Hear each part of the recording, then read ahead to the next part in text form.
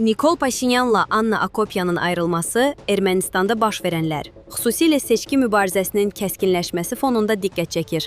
Çünki seçkilərə hazırlaşan və siyasi müxalifətlə kilsənin ittifaqı ilə üzləşən Paşinyanın ailə-daxili məsələsi həm imic, həm mənəvi baxımdan onun ziyanına görünür.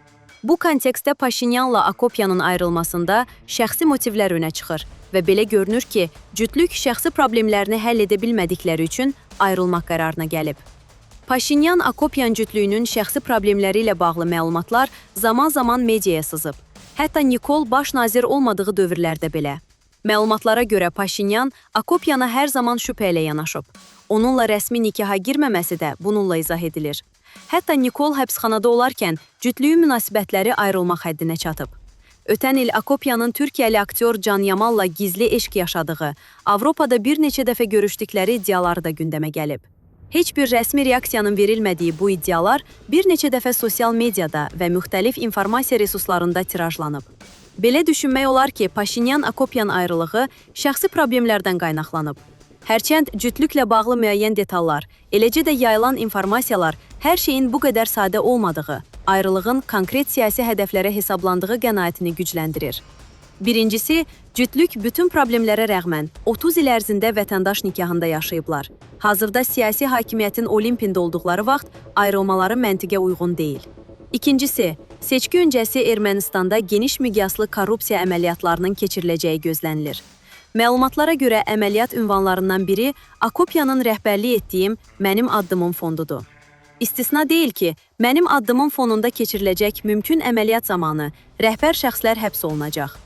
Görüntü yaratmaq üçün Akopyanda istintaqa cəlb oluna, daha sonra sərbəst buraxıla bilər. Mənim Addımım fondunun əməliyyat ünvanlarından biri olması, Paşinyanın seçki öncəsi korrupsiyaya qarşı mübarizədə öz komandama, hətta övladlarımın anasına da güzəşt etmirəm mesajını vermək, ictimai etimadı gücləndirmək məqsədi daşıyır.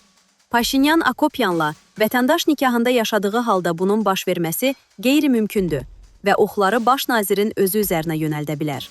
Bu baxımdan Paşinyan-Akopyan cütlüyünün ayrılığı danışılmış döyüşə bənzəyir. Danışılmış döyüşdə Paşinyanın təmiz baş nazir imicini gücləndirmək də hədəflərdən biridir.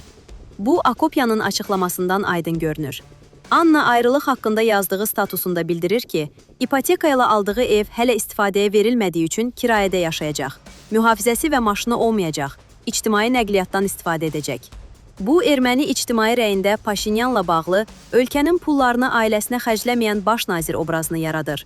Halbuki, 2018-ci ildə hakimiyyətə gələn Paşinyanın ölkənin resurslarını şəxsi qazancına çevirdiyi, ciddi sərvət topladığı haqda kifayət qədər məlumatlar mövcuddur. Akopyanla ayrılıq və birinci xanımın kasıb həyat tərzi isə Paşinyana bu məlumatları arxa fona keçirmək imkanı qazandırır. Paşinyanın Akopyanı boşamaqla nail olmaq istədiyi hədəflər bununla məhdudlaşmır. Birinci, Ermənistanın birinci şəxsinin nikaha son qoyması cəmiyyətdə ciddi rezonans doğurur və geniş müzakirələrə yol açıb. Bu, Paşinyana seçki öncəsi diqqəti real problemlərdən yayındırmaq imkanı qazandırır. İkinci, seçkidə Paşinyanın evliliyinə son qoyan, tənha olan, bütün həyatını, enerjisini xalqa həsr edən lider obrazını yaratmaq. Üçüncü, Paşinyanla bağlı qohumbazlıq ittihamlarını aradan qaldırmaq gedişi edilir. Akopyanın Mənim Addımım fonuna rəhbərlik etməsi, eləcə də onun və Nikolun qohumlarının rəsmi və qeyri-rəsmi imtiyazlar əldə etməsi bu cür tənqidlərə səbəb olub. Seçki prosesində müxalifətin bundan da istifadə edəcəyi məlumdur. Paşinyan Anna ilə ayrılaraq belə ittihamların kəskinliyini zəiflədir. Çünki Akopyan fonda artıq birinci xanım kimi yox, hakim komandanın üzvü kimi rəhbərlik edəcək.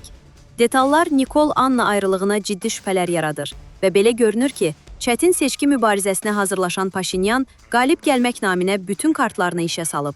Siyasi şərhçi Asif Nərimanlı.